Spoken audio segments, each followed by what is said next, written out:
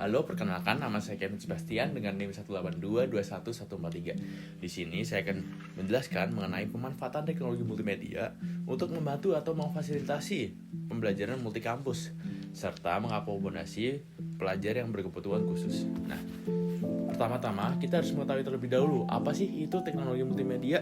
Nah, teknologi multimedia itu merupakan penggunaan komputer yang menyajikan dan menggabungkan teks, suara, gambar, animasi serta elemen multimedia yang lainnya dengan alat bantu dan koneksi sehingga pengguna dapat melakukan navigasi, berinteraksi, berkarya, berkomunikasi dan segala macam lainnya. Nah, lalu apa manfaat multimedia? Nah, multimedia ini memiliki banyak manfaat di berbagai bidang dan hampir seluruh bidang.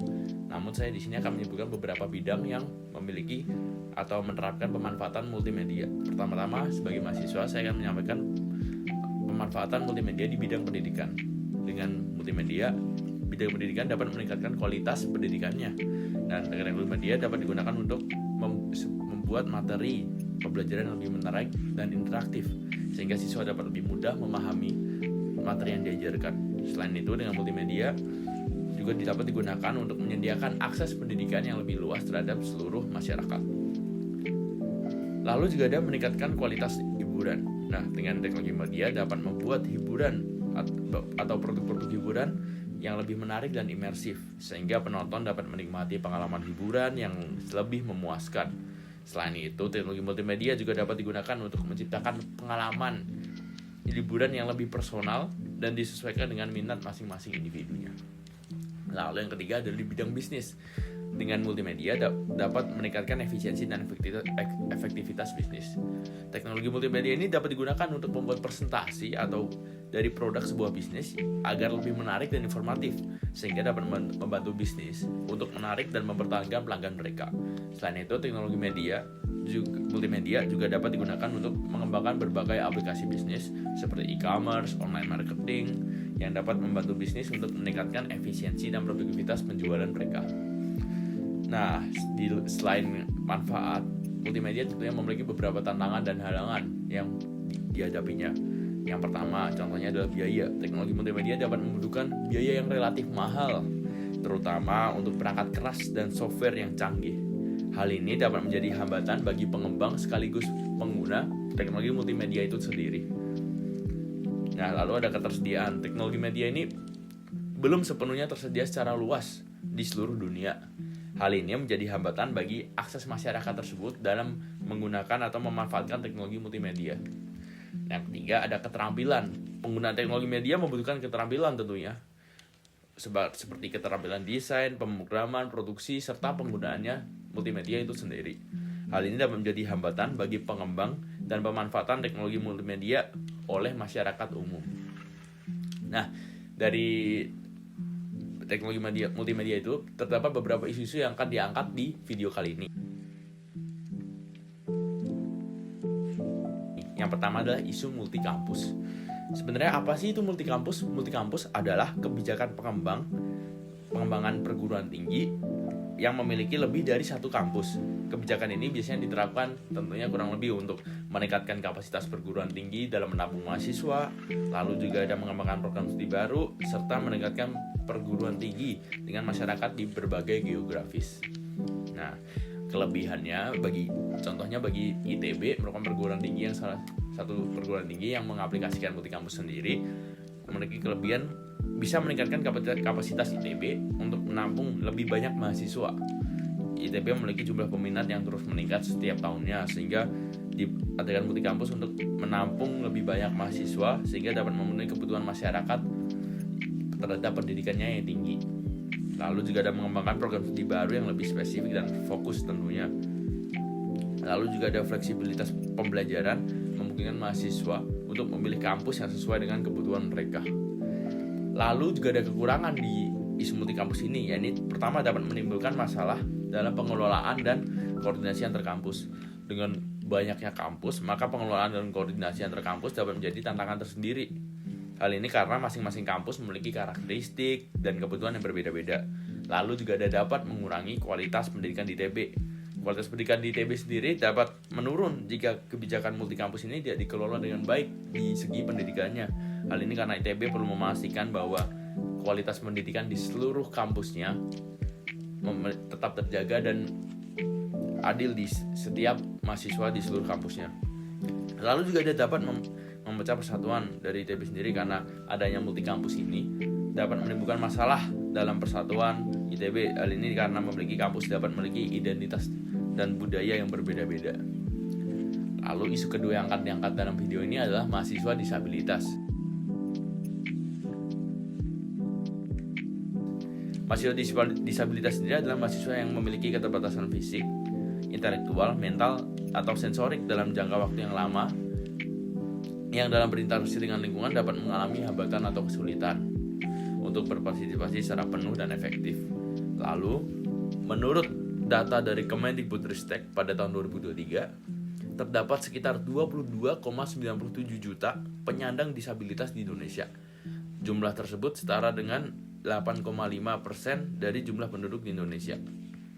Namun, yang memiliki akses ke perguruan tinggi hanyalah sedikit. Hanya kurang dari 10.000 dari 22 juta tersebut.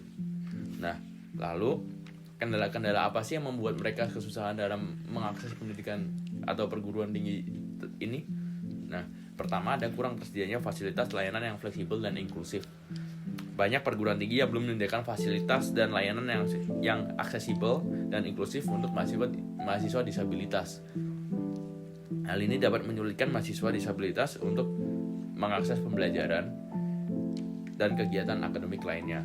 Lalu juga ada kurang tersedianya sumber daya manusia yang memadai. Banyak perguruan tinggi yang belum memiliki sumber daya manusia yang memadai untuk menangani mahasiswa disabilitas. Tak bisa dimungkiri bahwa mahasiswa disabilitas memerlukan dukungan lebih dalam pembimbingan dan pengajaran mereka selama di perkuliahan. Nah, hal ini dapat menyebabkan mahasiswa disabilitas tidak mendapatkan bimbingan dan dukungan yang mereka butuhkan. Lalu yang ketiga, ada keterbatasan teknologi. Kampus mungkin tidak memiliki teknologi atau perangkat lunak yang digunakan untuk mendukung kebutuhan aksesibilitas dan pembelajaran mahasiswa yang disabilitas.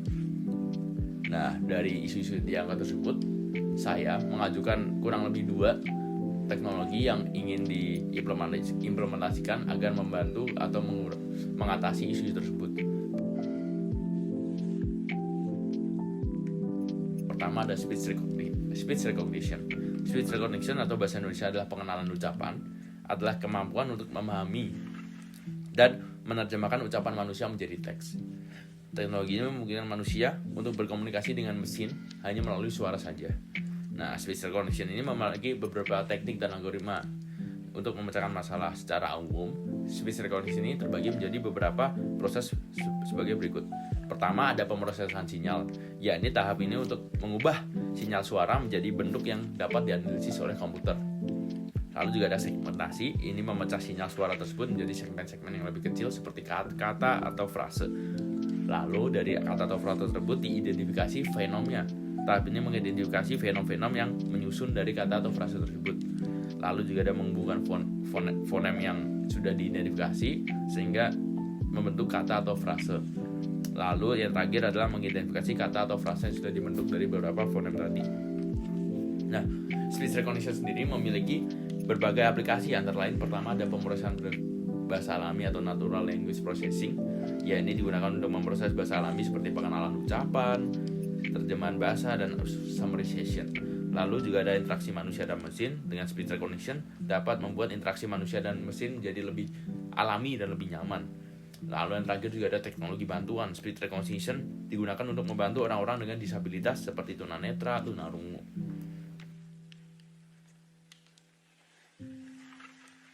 Lalu teknologi kedua yang saya usulkan di sini adalah teknologi haptik.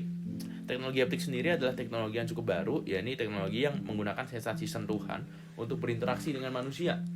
Teknologi ini menggunakan berbagai teknik seperti getaran, tekanan, suhu untuk memberikan feedback kepada pengguna. Nah, teknologi haptik ini memiliki beberapa aplikasi, antara lain interaksi manusia dengan mesin tentunya. Lalu juga ada teknologi bantuan. Dengan teknologi ini dapat membantu orang-orang dengan disabilitas seperti tunanetra dan tunarungu. Lalu juga ada hiburan. Teknologi haptik ini bisa membantu pengalaman hiburan lebih menarik dan imersif. Lalu juga ada pendidikan. Teknologi haptik ini dapat membuat pelajaran lebih interaktif dan juga menarik. Nah, teknologi haptik ini merupakan teknologi yang terus berkembang pesat. Dengan berkembangnya teknologi ini, teknologi haptik akan menjadi canggih dan banyak digunakan di berbagai bidang, salah satunya pendidikan.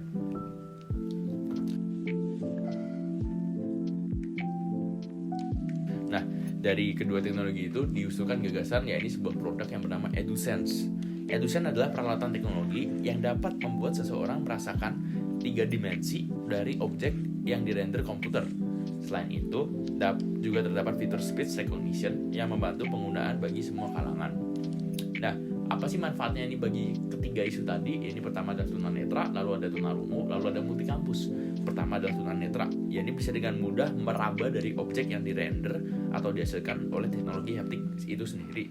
Lalu juga bisa fitur tambahan, ini mengobrol dan berinteraksi dengan menggunakan speech recognition yang ada di dalam komputer tersebut untuk menjalankan atau menggunakan komputer tersebut. Lalu ada tunarungu yang bisa melihat dan juga meraba objek-objek yang dihasilkan oleh teknologi haptik itu. Lalu juga bisa memanfaatkan speech recognition untuk mengubah speech atau obrolan menjadi teks yang akan ditampilkan di layar agar dapat mengerti dengan mudah. Lalu di multikampus sendiri dapat memanfaatkan ini, yakni dengan menggunakan teknologi haptik agar semua mahasiswa di seluruh kampus merasakan hal yang sama dalam pendidikan. Seperti contohnya, terkadang mungkin ada beberapa peralatan yang tidak tersedia di seluruh kampusnya, namun hanya terbatas di sebuah kampus, dan hal itu membuat keterbatasan untuk mahasiswa lain untuk merasakan pengalaman pendidikan yang sama dengan kampus yang lain. Nah, dengan ini, hal itu bisa dimakan teknologi haptik untuk merender objek tersebut sehingga bisa dirasakan oleh seluruh mahasiswa di semua kampus dengan merasakan secara lebih detail dari objek-objek yang sudah dirender tersebut. Nah, sekian penjelasan dari saya. Terima kasih atas perhatiannya.